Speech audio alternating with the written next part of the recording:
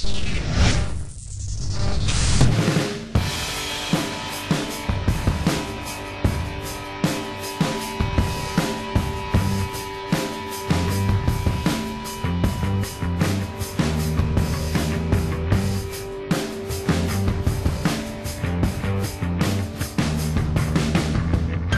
World Wide Web. It is Toby Ryan here with another version of Uncut with the soon-to-be world-famous Crash Kings. Yeah. Thank you. You like that intro?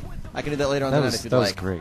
When rock and roll happens on stage, that's what we're here for. We're here at Emo's in Austin, Texas, the world-famous Emo's in Austin, Texas, and some of my favorite shows of all time here. We are here to get some of the live footage from the show tonight. We're looking forward to a damn fine show. Tear it down for me, please.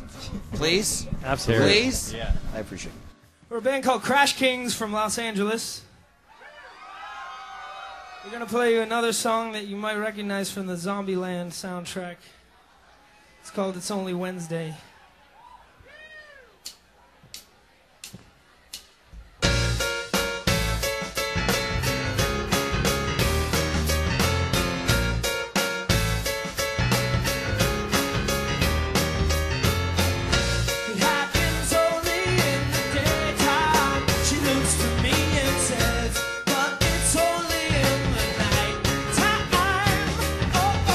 I know a little bit about you guys from what I've seen online, what I've seen from YouTube, and what I've read in your bio, and anyone can read a bio and stuff like that. But as you learn the jazz and you learn your instruments and you kind of morph into a band today, like how do you bring, 'cause from what I've heard, it's very bluesy, it's very jazzy. I mean, how do you kind of morph all this stuff into one sound? Well, I think when I was starting this idea of having like a piano rock band, I wanted to kind of do it knowing that when I was in high school, I was into Ben Folds 5. Absolutely. You know, I was and like, wow. I see a little Ben Folds in there, a little influence in there. Of course, because we're a piano trio, right? You know, and we're playing rock and roll, and I think that the one thing that I wanted to do is step a little bit away from the jazz aspect and kind of like use it sparingly and not play too many jazzy chords. I wanted to kind of go more towards the rock and pop side of things with the piano trio and try to keep it raw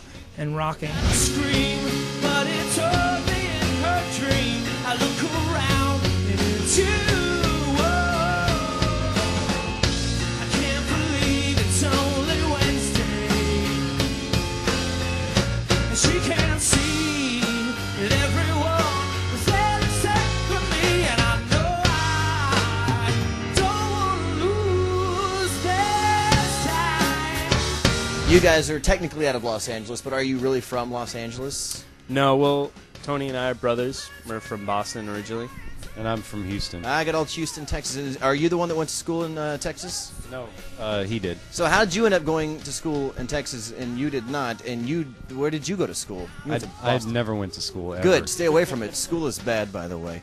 So how did you end up going to school in Texas and you did not? I graduated high school before him. I'm a few years older, and of all the schools that I got into, I just wanted to get the hell out of Boston. So I was like, you know, I'm going to go to North Texas because it's a really good music school with a great jazz program. Right. And yeah, so I ended up just opting to go there. Jazz is like one of those things where it's cool to love jazz, and I wish I loved jazz, but I can't get into it. I'm not that smart. My brain is not that mathematical. How do you get into jazz at such a young age? Listen to Kind of Blue. Miles Davis, Kind of Blue. That's the best intro into jazz. Most people never got into jazz and then they listen to Kind of Blue. It's just a classic album, and anybody can. I mean, it's a mellow album. If you'd like to mellow out and listen, just some music to like just soothe the soul. Was it parents that brought you into that? I mean, you come from a musical family, right? Of father is a piano player, and he listened to a lot of Frank Sinatra and some of the old like Ramsey Lewis old piano players and stuff, and he was a lounge jazz piano player. Standing outside, waiting around without you, trying hard to concentrate on the no. Know you feel it, you want it, you seek the truth.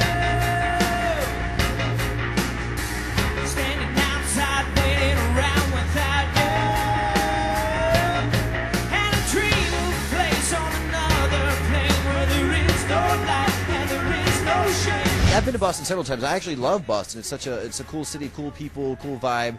I mean, the Harp. I've been down to the Harp, the bar, down to the Harbor, and Jimmy's on the Harbor. Is that still around? Is that old school stuff? Oh, yeah. I love Boston, man. Is it still like that, or you guys go back often? Not as often as we would like. We actually have never played back in Boston. You never with played this, in Boston? Not with this band. Okay. No. So right. we're going to be touring with Rooney in December. We're excited to play the Middle East downstairs, which is a venue that we used to play upstairs a lot, which is smaller. Mm-hmm. And it'll be really cool to go back home and play Do for for some a of our homecoming friends. then. Yeah. Yeah, I we can't wait for that. Mike and I were more into doing like kind of avant-garde jazz back in Boston. We weren't really doing rock and roll at that point. So At what age were you when you got into jazz? 16. I was probably about 17, 18.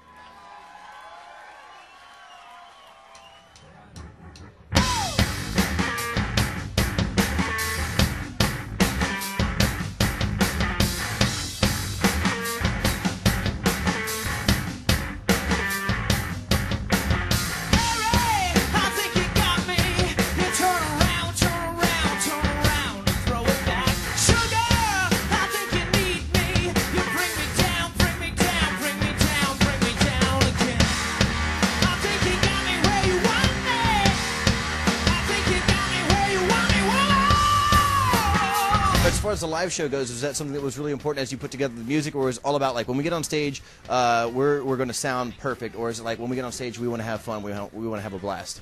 It's all of the above, really. It's got to be perfect and rocking as hell.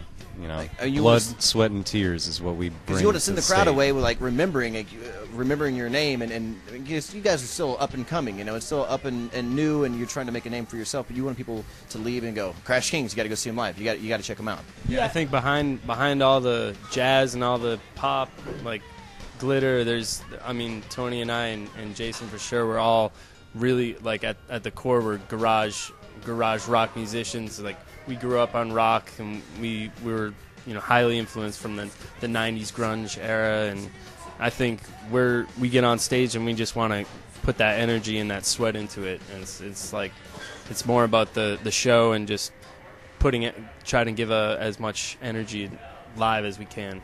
I think it's also about, when we were kind of putting this whole thing together, we were real adamant about not using any backing tracks, and all the sound that you hear is coming right off the stage. Mm-hmm. Just like a band from the 60s or 70s where there wasn't that technology to Right. kind of play tracks and play. I mean, some bands did it. Some I think the Who maybe would do it a little bit, but very not like they do Sparingly. today. We just want to give that raw, organic live rock experience, and that was really important to us for the live show. I think you got me where you want me.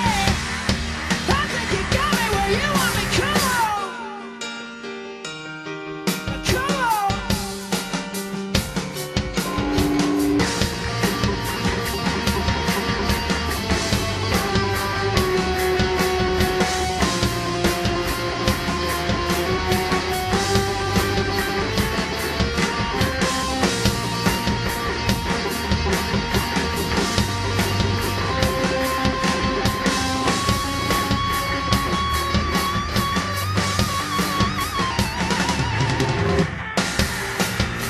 I'm not a sex crazy teacher.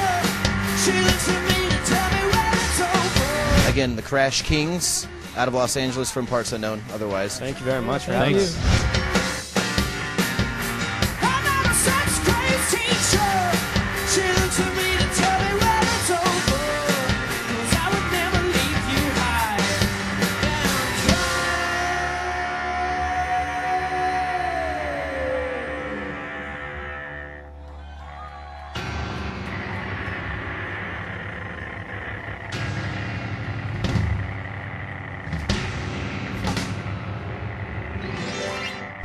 Well,